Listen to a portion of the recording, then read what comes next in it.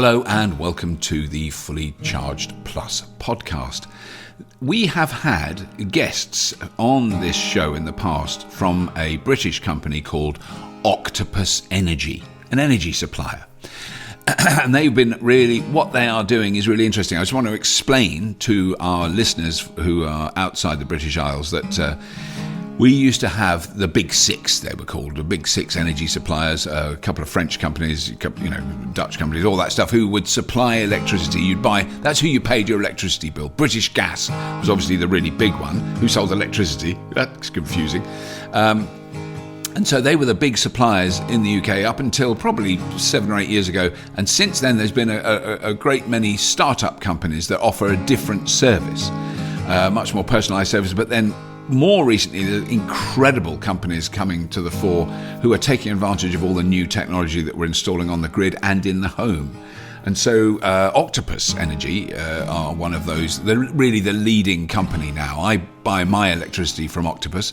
And there's various tariffs that they have allow you to make maximum use of the varying wholesale price of electricity. So I have a thing called Octopus Agile, which follows the wholesale price of electricity in this country very accurately, and it changes every half hour. And so you do need to kind of, I'm still getting used to a bit of battery management, because I've got batteries and car. When do I charge a car? When the electricity is clean and cheap. I've now discovered that isn't always at night. Sometimes it's in the middle of the day. Like at the moment, I am paying 7 pence a kilowatt hour for electricity, and in about an hour and a half, that same electricity will cost me about 33 pence a kilowatt hour. So as you can imagine, I'm making sure that I'm not charging a car or charging my batteries. Then I will run the house off the power walls. So that is really interesting. That is just on an individual level. That makes a big difference. But my guest today, Zoisa Walton, is she's director of Octopus Energy for Business.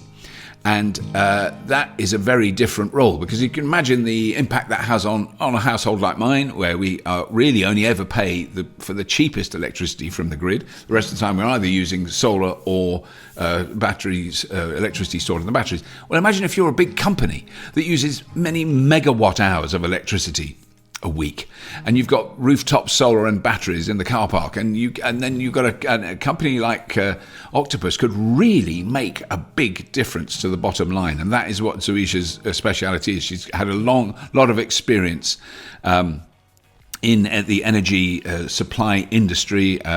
She's worked for a Dutch renewable energy utility and done loads of things. So really experienced and an amazing person, really good communicator. You're going to enjoy this. But before we start, let's just have a wonderful word from our glorious and beautiful sponsors.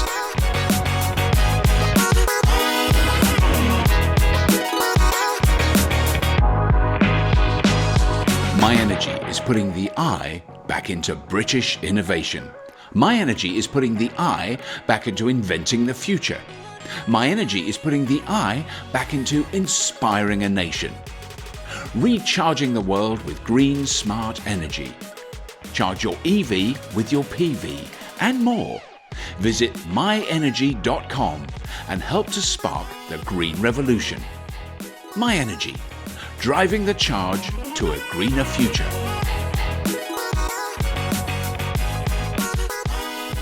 Okay, let's get on with it. I just want to quickly say, do please subscribe to the Fully Charged Plus podcast. I'm getting used to saying that. It's rebranding. We're rebranding. Don't tell people it's the Fully Charged podcast. It's the Fully Charged Plus podcast. Tell them to subscribe to it on their podcast download apps. It's also on YouTube, on Fully Charged Plus. Hence the name, Fully Charged Plus podcast. That's it. I'm going to shut up.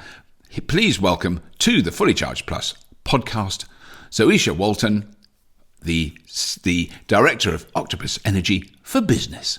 I am an obsessive new Agile tariff customer. Okay, cool. So I've been having. I don't think my screen time. When it tells you how your screen time has gone up, the only reason mine's gone up is because I'm checking my battery levels how much solar, what time the cheapest electricity is. It is. Yeah, it's amazing how much Agile, for so many different reasons, has been a game changer, actually. Yeah. For households. But actually, my background, I work kind of quite across Octopus, I suppose. Right. So my first love with building something there was actually building Octopus Energy for Business, and it's amazing how Agile can actually transform kind of parallel industries as well. Because that's a question, that was really my first question, is there an Agile equivalent then for a business? If you run a big warehouse or a shop or a big store or something, you can have an Agile type tariff. Yeah, absolutely. And it's interesting, Agile in a business setting, because it won't necessarily work for everybody. So if you were a sort of 9-to-5 operation, it's probably not for you. But actually, some of these emerging kind of net zero style models, like vertical farming, which is plants grown in warehouses, and they're kind of stacked one on top of the other. And they run a 24/7 production. And of course, it's mimicking the way that vegetables are grown outside, but indoors. So there's lots of heating and watering and nutrients sprayed and all of those styles of things. It's a very intensive energy user. Now, we've been working with a couple of these over the last couple of months, and they were just using energy at times they were using sort of a single rate without really thinking we could dip into different times. And of course, vegetables, they don't really care when they sleep. They do need darkness. For instance, that's the first time I've ever heard that sentence. But you're absolutely, I totally get it. It's true. So they don't know. You can actually disrupt. It's called it's a circadian rhythm. It's that kind of noise that makes the cricket, I think, sing. Yeah. But of course, all vegetables have them as well, and it doesn't matter when it's dark and when it's light. So what we've actually been doing is using the Agile tariff in that way, where they've been between the 5 to 7 peak is when the vegetables go to sleep, and then again through the morning peak, and it's shaving so much money off that model, because I would say it's a very intensive energy user. So probably 50-60% of the energy costs are on electricity. So when you can bring kind of Agile pricing in, and you can send price signals and they can respond to those, it's a massive saving. I think in some instances we were seeing where you can integrate it with the technology piece, so watering and everything else, it can be as much as 20% on that cost, which is really great for them. So it's Agile, I think we see it as being something that is used in homes, but actually at the moment we're looking across a number of things. So how it could transform new industries like that, for instance, as well. Yeah. Because that is, I mean, the thing that I haven't experienced yet, because I've only literally been using it for the last few months, but the one that certainly caught my attention a few years ago when I first understood, because I mean, I think that's the thing as consumers generally, as private household consumers, not business consumers, I had no idea that electricity cost more at 5 o'clock at night than it did at 2 in the morning. I mean, it just wasn't like, it wasn't something you don't understand. No, absolutely. Well, and also you pay a bill that's a flat rate, in the olden days, absolute flat rate all the time. So all I remember growing up was being shouted at by my parents to turn off the lights because it's wasting electricity. Yeah. That was as detailed as my knowledge of electricity was. But the extraordinary thing is that so I first heard of negative pricing in in the commercial sector, way before I heard of individuals in houses that went, wait, I've just been paid to use electricity. But how does that predate Octopus, that setup? I mean, were there big industrial users that were taking advantage of that like 10 years ago or 15 years ago? So flexibility for big industrial users is something that's an older concept, but it was always you had to have a lot of it to participate. And this is the first time that for say smaller businesses or emerging sectors that are very innovative, that are trying things in kind of small ways before they rapidly scale. This is the first time that you can really explore this ability to use time of use, I guess, for these styles of industries. Yeah. Because I suppose that's the big difference. If you had an aluminium smelting works, then it would make sense for the national grid, for industry, everyone to go, can you use some electricity? But not if you were running a vertical farm. You're not using quite as much. I think it's something that was it was previously just out of your grasp. You wouldn't have been able to kind of explore those styles of savings. Right. It's super interesting. And then I guess, of course, the more businesses we now talk to as well are running fleets. So the interesting thing is, while they would procure energy for their factory or whatever it might be, they now have the additional kind of energy use that comes from operating a fleet. Yeah. So we're using Agile in that way as well. Sorry, just to underline or explain that, when you say a fleet, are you talking fleets of electric vehicles? I mean, is that of electric vehicles? Yeah, totally. So as they become start going to kind of cleaner energy use, they're actually now looking at separate tariffs. So not the same one that the factory might run on, but actually are the things that could optimize the way that the energy flows through the charge points at work. Right. And actually, that's another way that you can adopt agile pricing, is exactly the same way, which is giving people price signals to be able to kind of tap into lower costs overnight, or indeed in the middle of the day as well, outside of peak times. So it's super interesting. It's been great. I think what we've seen in households, and I'm really excited actually what this can do for emerging industries, and just some of the new ways that we started to consume energy, like EVs and businesses as well. Yes, because I mean, I think I sort of want to go back a bit to because we are very blessed with a very international audience, and I know, for instance, my friends in France don't have variable tariffs. Right. They just pay the same no matter what it is, 24 hours a day. There's all the advantages of having your own solar panel. Or actually, there's quite a lot of solar uptake, because then you get free electricity effectively. But certainly batteries kind of make less sense there because so it is to kind of explain the slightly unusual properties of the British grid. Is that the prices here do vary from essentially nothing or less than nothing to quite occasionally mind-bogglingly high cost. Yeah. So I mean, I think that's why, in a sense, that's why Octopus has come out and been a success in this country. It's because it's because it is possible now to take advantage of that, which I think is different. I think that countries like France are more unusual globally. I think there are generally fluctuating prices for electricity around the world is more common. Yes. Because there's that sort of mixed grid. I mean, they are kind of, I don't know what percentage of nuclear they are, but 70 is quite high. Yeah. Given, I think, the leading energy company there, I think that's certainly their chosen form of generation. Yeah. In France. So it's one of the quirks of I always remember that of the anti-nuclear movement in the UK. And it's not a discussion I want to get involved in now. No. But one of the epicenters of the anti-nuclear activity was Brighton. And if you look on a map, Brighton is a town that is the nearest to the most nuclear power stations on the planet, because they're all along the northern coast of France, which is right across the sea from Brighton. There's no other town that's nearer more nuclear power plants, which is kind of odd.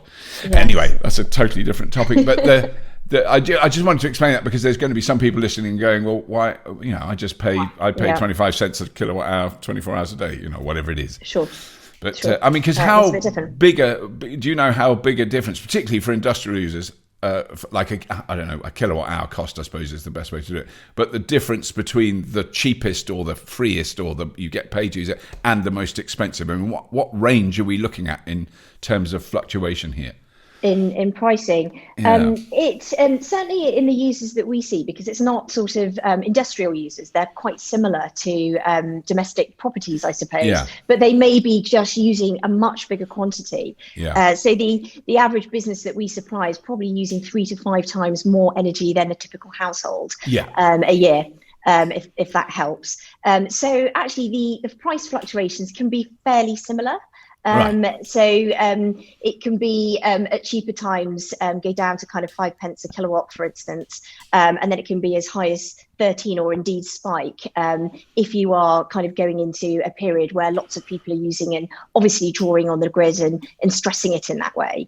So it's typically quite similar, the savings that you can make in the types of settings that we are exploring versus kind of households.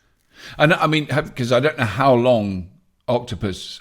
Yes, there's all these. I've got all these very basic questions. That's all right. Because I've sort of been aware of it but I can't remember for how long I've been aware of it. It's some years, but it's not like 20 years. It's a new company. Yeah, it's very new. So we've been in the market about 5 years, and that has predominantly been with domestic supply. Yeah. But we've also been building our own technology platform, which is called Kraken, which is essentially the brain of our energy operation.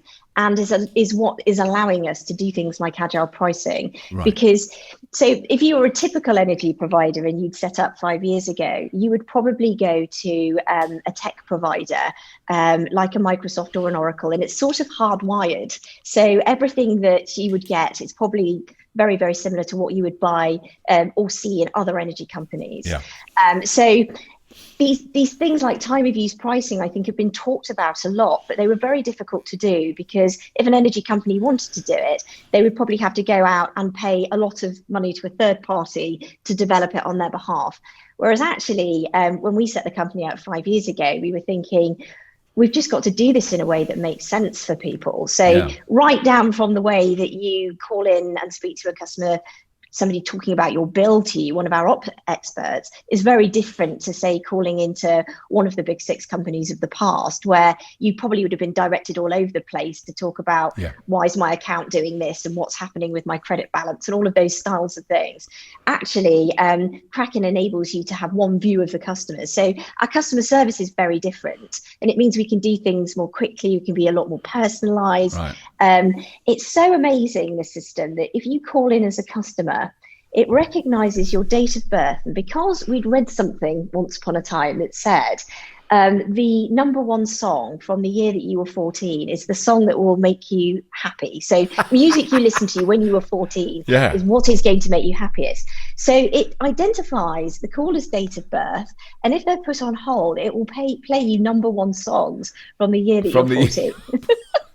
Because I don't know whether, I'm just trying to think because I was 14 in 1970, which is a fairly depressing thought. Anyway, I mean, there would have been some really bad pop music in 1970. There would have been some good ones.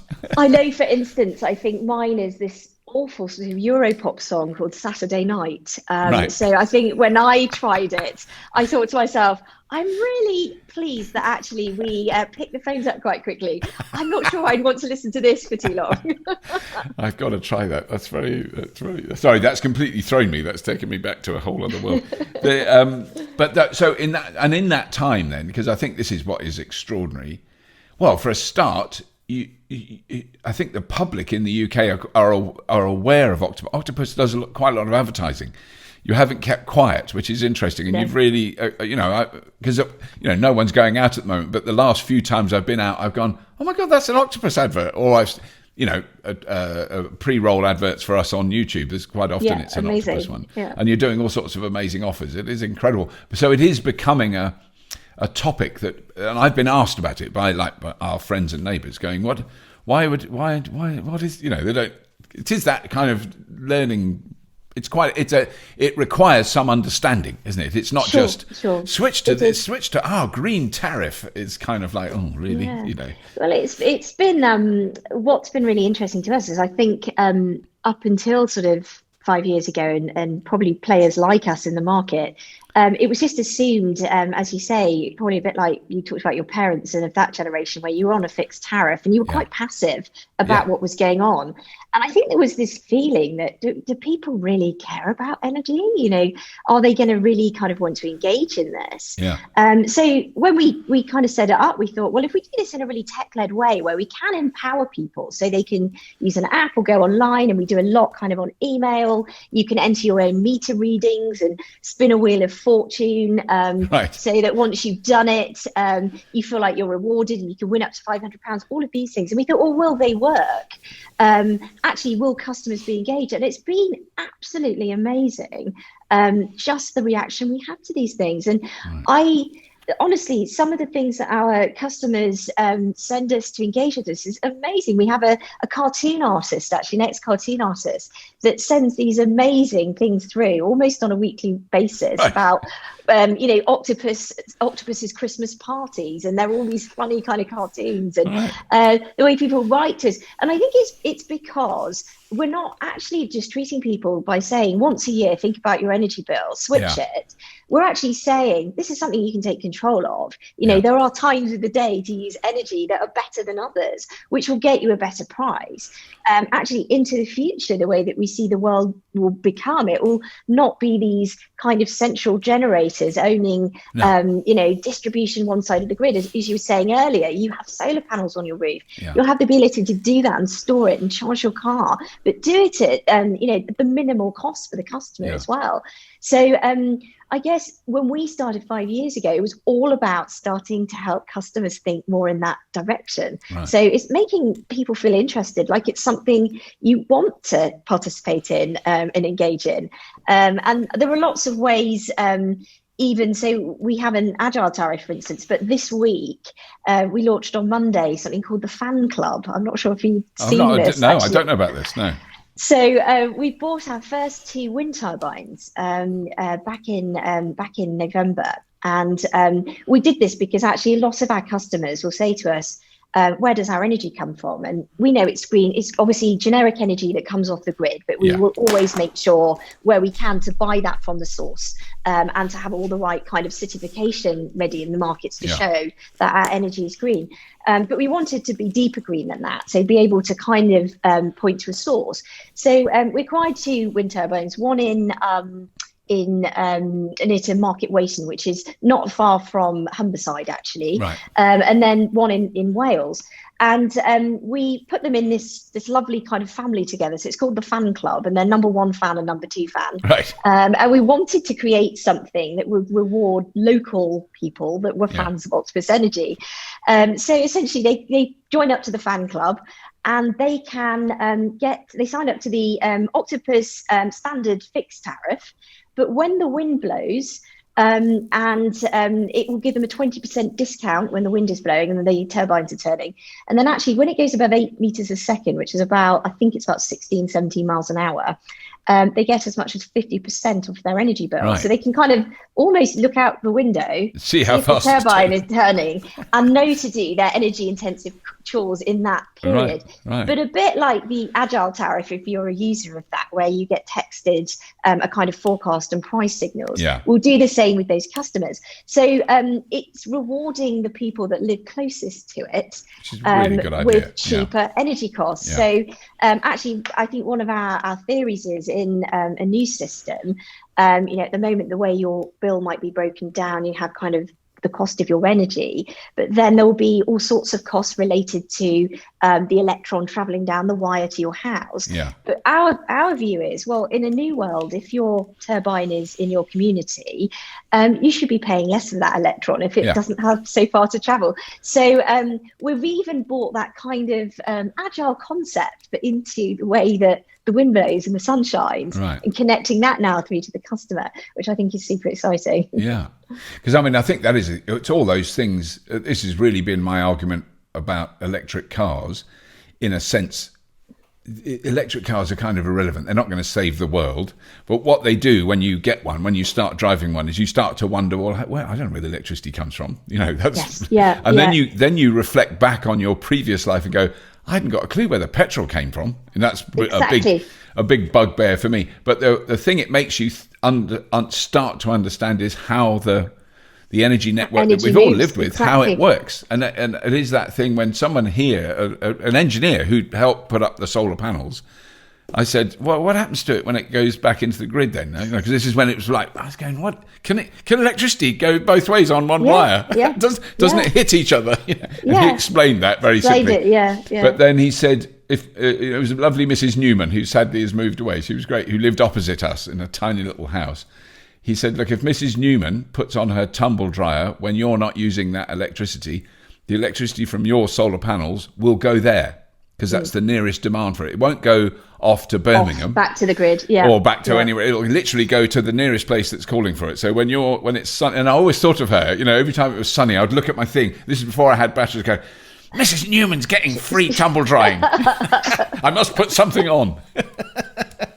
But that it's that understanding of how electrons work, because it is, in a sense, gas and water is easier for us to understand. The gas comes down a tube, and when you burn it, it comes out, and when you don't burn it, it stops. But electricity is doing stuff. It's different, exactly. It's very different. Hard to understand stuff. I totally agree, and I think we see that the kind of electric vehicle in the home has almost become the catalyst for people to start to question the status quo and actually why are things like that, and how actually can I do things that are going to be better, from a price perspective, of course. But then, also because it's the cleaner and the best way to do something. And into the future, that's got to change. So I've worked in the energy industry. I say a long time, it's not a long time compared to some people, but well over a decade. And actually, the difference that the sort of advent of electric cars made probably 5-6 years ago to thinking about electricity was huge. It really was. Yes, because I remember being at an actual conference with actual people in an actual room back in the olden days, back in 2019 and it was, I was just presenting the panelists. And so because it was clever, it was not a public thing. It was a big energy industry kind of conference. And I remember saying that, and I think I did awards at the end. I can't even remember. Anyway, I remember saying, and I thought this is going to go down badly. This could go wrong. But I basically said, I know that if I'd come to this event 20 years ago, and it would have been energy specialist, and it would be talking about customer approval ratings, and so boring. And then the new power station with a new load of pylons going across the it would have been the dullest thing. And it was the most vibrant, exciting, challenging, difficult, brilliant engineering problems that had to be solved to work out how to do this. And you could just tell the energy in the room was amazing, because I think Fiona from Octopus was there. There were people I knew there, but just like that, this is an extraordinary time. And thankfully, when I managed to pitch it right, to say, you used to all be really boring people, now you're really exciting. It's better than saying you're really boring. But it is an extraordinary, I think, transformation in that industry, even with the old established brands that I totally don't buy into their greenwashing, but they are excited about it. Yeah, absolutely. And do you know that one of the things that I think I talked about Octopus, and I was saying, yes, of course, we've got our technology brain and our technology, but that comment about vibrancy and people is so important, because having worked in the energy industry a long time, I landed at Octopus. And I think previously I had worked I ran the UK arm of a big European utility, and I was the only female in the top 30 that ran a kind of proper business unit. And I was the only international person as well. Right. And I used to feel, and I was probably a good 10 years younger than most people. And the first day I arrived at Octopus, I remember going and speaking to our data science team. So these are the people that kind of analyze data and trends, and what our customers are doing, and what's kind of happening out there in the energy markets. And the head of data science turned around. He said, "Oh, they do this after a time in startups." And I said, "What do you mean?" He said, "They start bringing in the grey hair." And that was you. And that was me. And I thought, how have I gone from being the youngest to the oldest? But that, I think, kind of shows the shift in the way now that we think about energy. And it's smarter. I want to look at it on my phone. It's personal to me. And it requires a different mindset and a different thought process, and a different kind of the way that we talk to customers. It's not talking down to them or sounding lazy, because actually, I find my job boring, I don't want to. We actually have across our business, I always describe it as having probably 5 50 CEOs, because the way that we run our customer interactions is we have these operations teams, and each operations team has its own kind of cohort of customers, so 50,000, that style of number of customers to look after. And there'll probably be 10 people on that team, and they take it incredibly personally. It's their business, it's their business arm. So they run it like mini businesses, and you really see that. And it's the culture, and I think it's the age and the diversity that we are now attracting in the energy industry that is helping certainly companies like Octopus, and there are others out there actually as well, to, I think, really start to change the model, and really change products and the way that we view the world and the way that the customer is now interacting. Yeah. Because I think that's the key thing, the key difference that I think, the general, I think it's becoming more common, the understanding of it, but the general understanding of it is that we all grew up with, even people as young as you, there were centralized power generators, big pylons, substations, goes into a city, that's it. It was one way. It was, very much that model. And that, there was a long period of time where you could see that might change or could change, when there was like 10 wind turbines distributed around. Sure. But now it's such a, when you look at, when you actually see the scale of offshore wind around this country is mind-boggling. I mean, it is. Yeah, it really, really is. I think offshore wind combined with these more local approaches, so like the turbines I was describing to you, smaller, closer, not big industrial, separate. And then actually just clever technology that can work to track the signals from all of this. That's the way that the future will be, not kind of the mindset of, well, what is the past? We are now in the future, which is great. So for me, it's been really great, actually. I think I joined probably the energy industry throughout the most exciting time. And I have seen tremendous change, which is brilliant. And now to be at a company like Octopus that I think stands for all of these kind of great things, and we've moved incredibly far in 5 years. I think we've got almost 2 million customers, for instance, in the UK, but we've also got footholds in Australia, Germany, Texas in the US, and recently Japan. Wow, you can be an Octopus customer in Texas. Yes, you can. Yeah, you can. Certainly, because we were there last year. We did a fully charged live in Austin, Texas last year, so I didn't realise that. Oh wow! But also, Japan, that's incredible, isn't it? So that is quite a good clue. Then I'm assuming then that all those grid systems in all those countries do have variable pricing for wholesale electricity. Because presumably you're not in France. We're not I'm afraid. But that might change though. You never know what's going to happen. But it's as I say, we have some very ambitious kind of international plans as well, which is super exciting, to be able to take this kind of tech model around the world as well. So we work with our technology. We will sometimes set up Octopus Energy supply businesses in the countries I mentioned. We're doing that. But we also are now licensing our technology to help other energy companies. So E.ON and their Empower customer base, for instance, uses Kraken, which is our energy brain. Wow. And the reason why simply we do that is people say, gosh, actually, don't you see that as being competitive? And we always say to people, actually, the mission is about decarbonisation and driving decarbonisation as quickly as possible.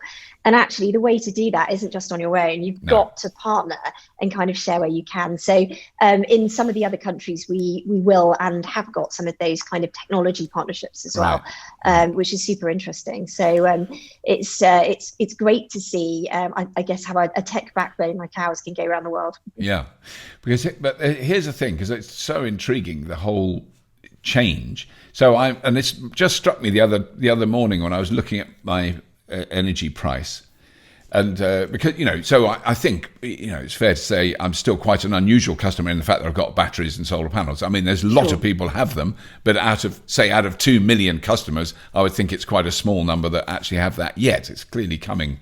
And we went to a housing estate last year just being built in Wales where 250 houses, they've all got batteries. So it's it's just a normal thing. You've got to go in them and look in the cupboard. Oh, there's a battery. Oh. There it is. Yeah. But what I thought was, so I'm paying, I'm looking at the price, and as soon as it goes a little bit higher, I stop using grid electricity.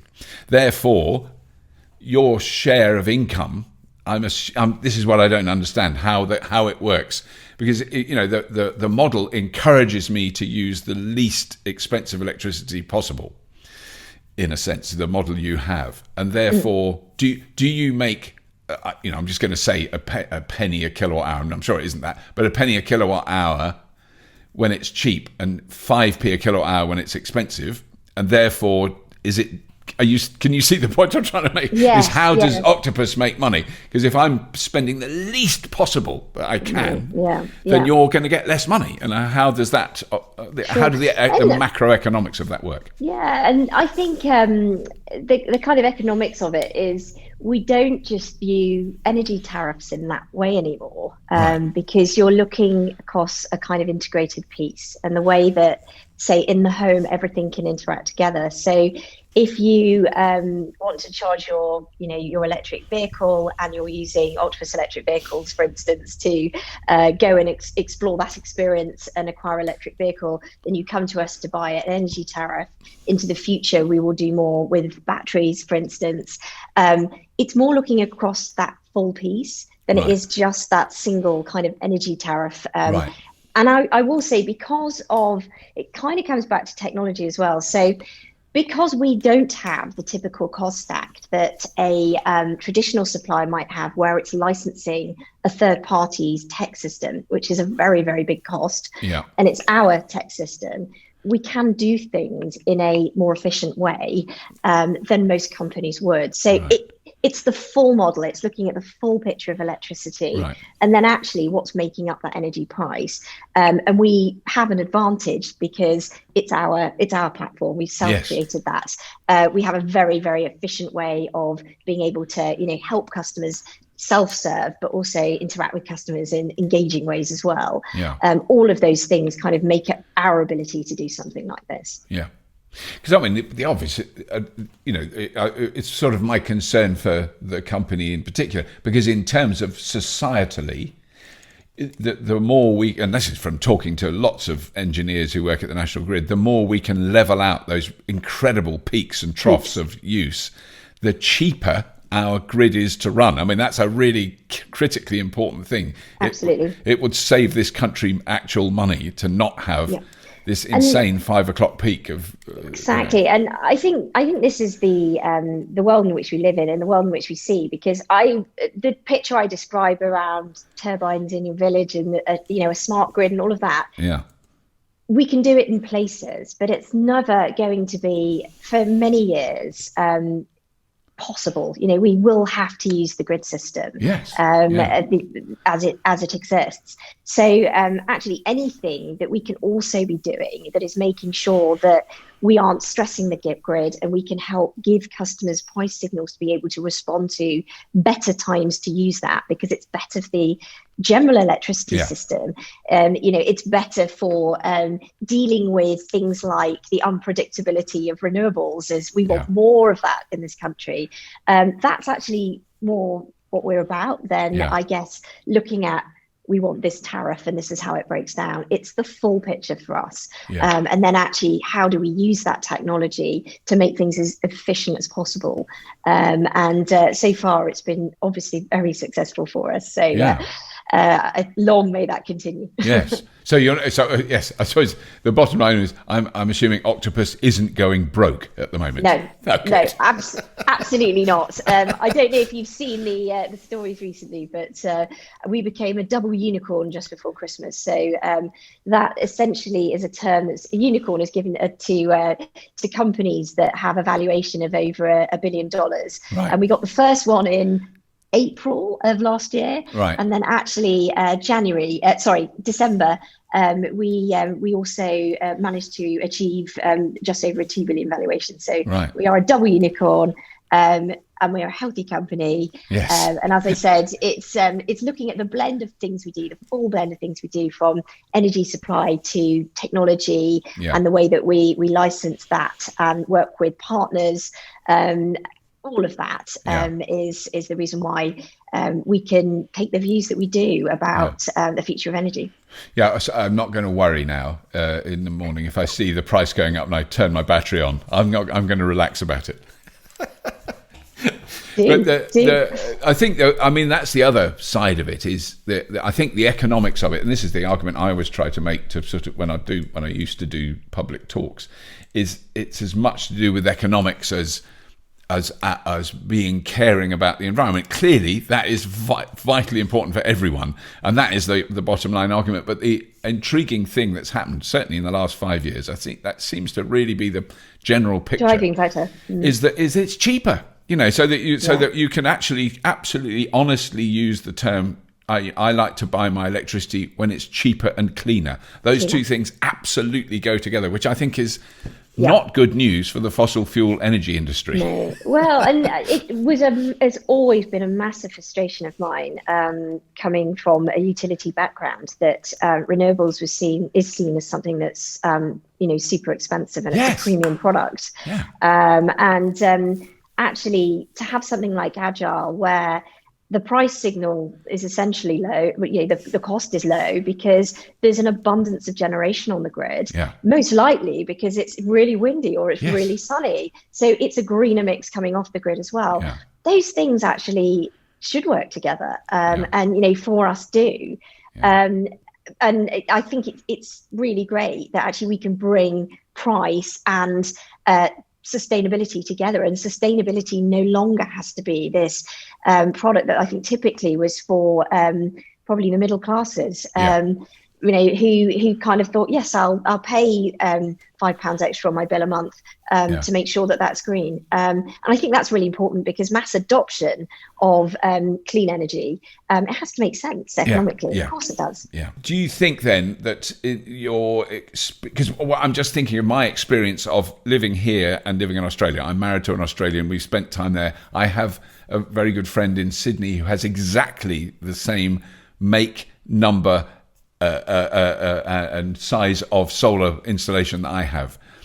And when I look at his generation graph, it makes me puce with fury, because I bet. Because mine is this gentle curve up and then gentle curve down on the most perfect day in June, midsummer. And I imagine in Australia his is just a box. It's off, on, full, all day, not stop, down, off, and it's so sudden. Their dawn and dusk is like a switch. I mean, it's incredible. But I can produce on a really good day close to 40 kilowatt hours, 30, 35, 38 kilowatt hours, which is amazing. I mean, and that's once or twice a year I do that. He will do, with the same system, 55, 60 kilowatt hours. But what that kind of implies is that the models and that must be a fascinating thing for you, and will become one. That you'll look at your data analysis in Japan or in Australia, and it will be very different. It will be very different. Sure, indeed, and the way certainly that solar will work versus here. I know in Australia it makes total sense to have solar rooftops in the kind of home setting, and here they used to say anything south. I remember when I was in the really early days of doing kind of rooftop development, and you looked at irradiance data.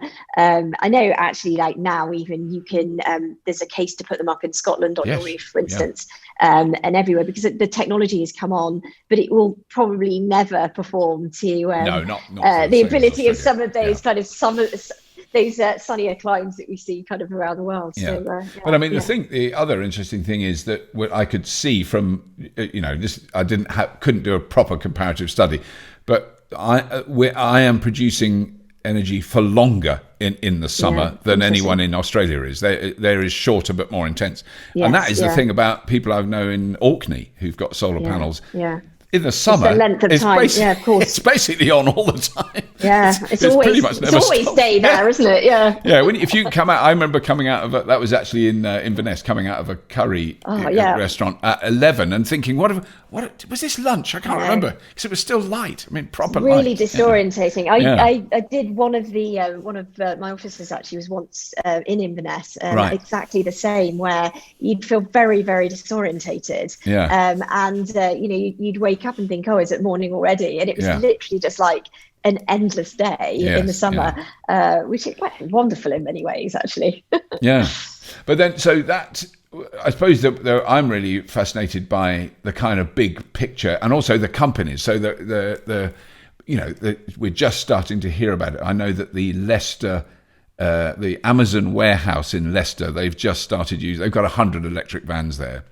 Yes. We know that in, there's a lot down in the southwest as well, because that was a weird day. I was driving down to Bristol and I was just constantly overtaking vehicle transporters with Amazon vans heading south. Yes, but it wasn't one or two, it was like 15. It must have been, there was probably 60 or 70 vehicles on those things, big Amazon vans. Amazing. But that's, the impact of that. We've just done a show that will probably go out before this goes out about the electric buses in Shenzhen in China. Oh, wow. So, because there are lots of them in the UK. They're all made in China, but there are, and they've got we've got 5 electric buses and we've got 6 or 10. It's 16,000 in one day were introduced into the city. Literally. Wow. It is just mind-boggling. And we've done a show, thankfully, a wonderful Elliot, who does our Chinese shows, has been to how they charge them and how they organise that. And not just buses, they're taxis. So they've got, I can't even remember how many, a mind-numbing amount of taxis, all electric. And how they charge those and how the drivers manage that. It's a fascinating thing. But the scale of that energy use, this is where it'll shift, is that like domestic customers, it's basically going to stay roughly the same, and in fact probably reduce a bit, which is something we've seen, hasn't it, because of LED lights, all that sort of stuff, more energy efficient stuff. But industry is probably going to use a lot more because transport will use more, and it's how that's managed. It's got to be indeed, and it's I guess when we're talking to businesses of the moment, the biggest issue is around, so charging at a business is fine, but actually if they've got, vans out and those people are taking those vans home, where do they charge them overnight? And particularly if they don't have a driveway. So there's that element of it, and there's also kind of traveling around the UK, as many of these people that will be driving a fleet car will. How do you charge that? Where do you charge that? All of these issues we've really kind of seen, I suppose, brought to the fore on the business side. And I know it's something that's also for years really affected people that are private buying EVs. Sure. But it's really, we've seen it there as well. So we do have another kind of arm to our technology. I don't know if you've heard about the Electric Juice Network. Yes, I have, but that was on my list of non-questions. Yes. Oh, brilliant. I did remember that. Yes, sorry. Yes, yeah, okay. Yeah, brilliant. So at the moment, we've been working to kind of hone that. It's kind of in early days, but for private drivers. So we have some of our really engaged Octopus customers that drive electric vehicles that are trialing that for us at the moment, which is amazing. And it's essentially the ability to take one card to pay at a whole host of charge points. It's so important. So we at the moment we've got 6 networks on. It's about 1,000 chargers. It's growing rapidly every day. When I'm working with a team, it's changing. So I think even in the next 2 weeks, it should double the amount of chargers that we have on the network. Essentially it means that, of course, that experience of downloading apps, also for businesses, how do they manage all of that complexity? So starting with the kind of home user, trying to make that experience just more cohesive and easier through a kind of one payment system. So if you've got a Juice card, then, and I say I've got one and I drive up to a rapid charge and it works, I plump ding. Do I pay for that electricity on my existing electricity bill, or have I got to have another account? Yeah, no, it's on your so you don't, because that's so it's not even a separate account. So you just see all of it together, all of your energy costs. So if you're on Agile, you can see it on one bill, and your electricity costs from the electric use network also appear that way as well, which is amazing. And we're working on an app which should be launched very, very soon, actually, which will hopefully help with locating those charge points. Right. And you'll also be able to kind of see all of those details sitting there. We see this, though, as being really super exciting when you move into the business world, because actually you could introduce all sorts of lovely features where you can see which charge points are free at what time, so that you can actually get fleet drivers to go and charge at certain times working with the business. Right. And that actually also helps probably deploy more charging infrastructure as well, because you can bring a bit more consistency to when people are going to charge, and you can ensure that people are going to use those charge points. So we see actually that a piece which is kind of predominantly energy and charging your car can hopefully now go on to solve some of the issues that are going to be for both the frustrations experienced by home drivers, but actually in businesses for fleets as well. So I think we're really excited about the future that we could create actually there. Because that's a really critical point that a lot of people, even electric car drivers, don't necessarily know, is the utilization rates of particularly rapid chargers, which are expensive. It's tiny still. It is. And occasionally people will go to one and there's a queue and it's a nightmare, but 99% of the time you go to one and there's no one using it.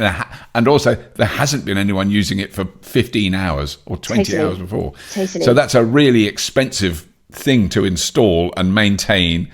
So what you want is exactly what you're saying, is the kind of prospect of your kit being used far more. That makes it worth doing. Exactly. And it's I think when we look to 2030, up to this kind of ban on petrol cars, still the public charging infrastructure is lacking massively behind. And we speak to charge points because we work on the electric use network all the time, and these guys are so kind of passionate and motivated, and they're innovators, and they're trying to make the tech that you actually go to and see better. Actually, some of these things like utilization, particularly a company like Octopus, where we have engaged consumers, it's just a way of us doing everything that we possibly can actually to help this public charging model as well. So we are almost bringing together through technology kind of business users, domestic users, plugging it all together to try and help CPOs, charge point operators now into the future. Right. Oh, that's good. Well done for doing that. Because I was just going to think, wait a minute, what's a CPO? Yeah, sorry. No, it's fine. It's so easy. 3-letter acronyms, I know, they're very popular. So, yeah, they really are. They really are. And I should smack my wrist. No, you did exactly the right thing. That was very good. Whenever someone uses it, I always say, sorry, could you tell me what that is? Yes, yeah. And so what in just to in a way follow on from that, what do you see, are there some sort of innovations in the future in terms of generation supply, that stuff that are on the books that you can talk about, or where you see stuff going in the next 5 years, for instance, because that's the next 5 years. Well, joining the kind of picture together, this idea of linking local generation with signals of when the turbines are turning, being able to pass that to households, but also things like public charge points, and being able to kind of perfectly balance the grid in this way, I think we see as something that's just going to be totally achievable, particularly using technology. Technology is the thing that will enable all of this. So actually for us, while as a business we focus on lots of different things, it's all coming kind of wonderfully together using this technology backbone to do anything from see when the wind is blowing to sending the signal at the end to the customer, whether or not that's a business or a household, to be able to tell them to charge their cars or do your washing now, or actually fleet switch on now. and it helps balance that entire system. So I would say actually 5 years for that is probably even a long time scale. Right. I would say we will start to see elements of that. Certainly, I would hope coming in the next year to 18 months as well. So a super exciting, rapid movement using technology, I think will be where we will go. And I mean, one of the sort of news-grabbing events, certainly with Agile tariffs, and it was the tweets I would see from people who've got a Tesla, and the guy would explain, look, I've just driven, I think someone said, I've just driven to Scotland, and it cost me, I got paid £5.20 for doing it, or whatever, however it worked out. Because he was, but do you see that? I mean, I feel that that's a transitionary phase that we're going through in the sense that once there are more things that can take advantage of price variations, in effect, the price variations will start to minimize because there's the demand for it. If there's totally. 7 million cars charging at 3 a.m, that's a huge demand. Yeah, exactly. Totally. And it will be, you will have the opportunity as a consumer, I think, to kind of manage how you want to participate in that. Yeah. So actually, as you talk about, you've got a kind of mini power plant in your own home with solar panels and a battery, and it will be you choosing kind of how you participate, rather than, there may be things that you get paid to do, store or discharge or whatever that might be. It could be that the place for kind of agile tariffs is here for a few years to come yet, particularly as we continue to work with a centralized grid system as we do. Yeah. But I agree with you. I think kind of over time, as people start to take control of their own kind of energy use and become kind of more decentralized, you'll probably see sort of less of those things, because it will be kind of up to you to create that around your own home or your business. But I mean, what it also means on a national level for for everyone in this country is, we're sending less money overseas to pay for fuel, which I've always, because that's always the argument, the sort of when people go, yeah, but my diesel does 500 miles on a tank. Exactly. You go, yeah, but you are getting that diesel from two fairly questionable sources, Russia and Saudi Arabia and Norway, who are lovely. We know the Norwegians are lovely. I just resent them for being so lovely and selling us loads of gas and oil. So I'm just trying to reduce that.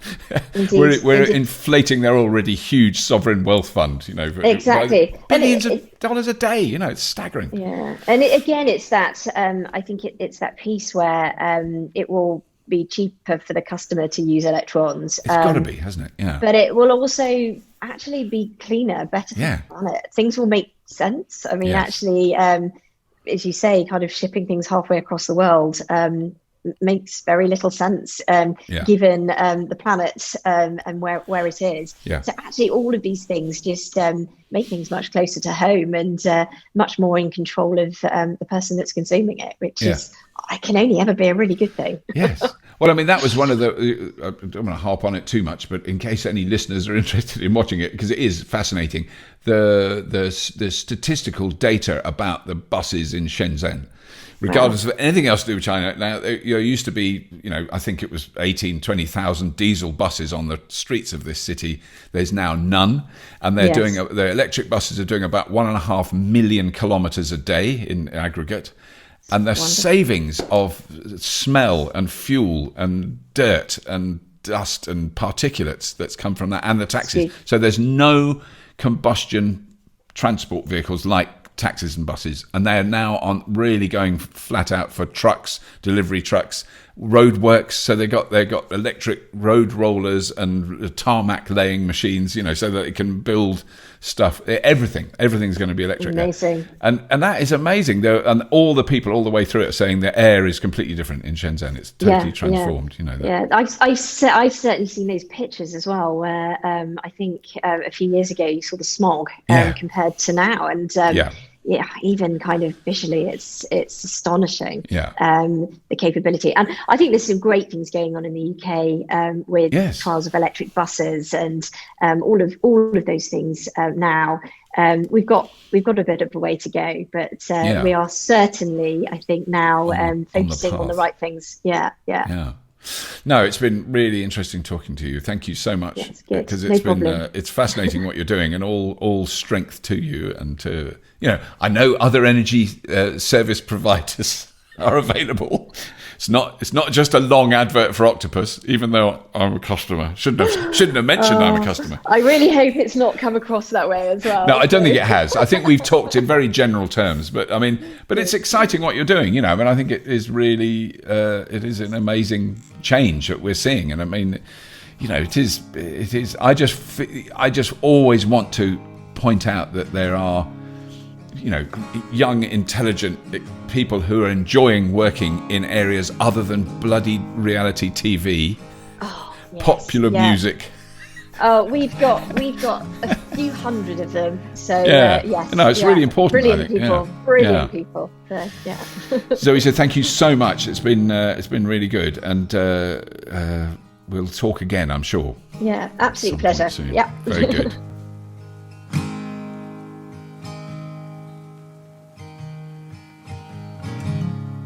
Well, I really hope you enjoyed that. It was fantastic talking to Zoisa. I'm really looking forward to doing more work with Octopus in the future. I want to make a show where we explain and really show the variations in tariffs and how complete change in the mindset of how you produce and consume energy that these technologies are bringing about, and these companies are bringing about, and their intelligence and their software and their understanding of the energy market. Really, really exciting stuff. That's all.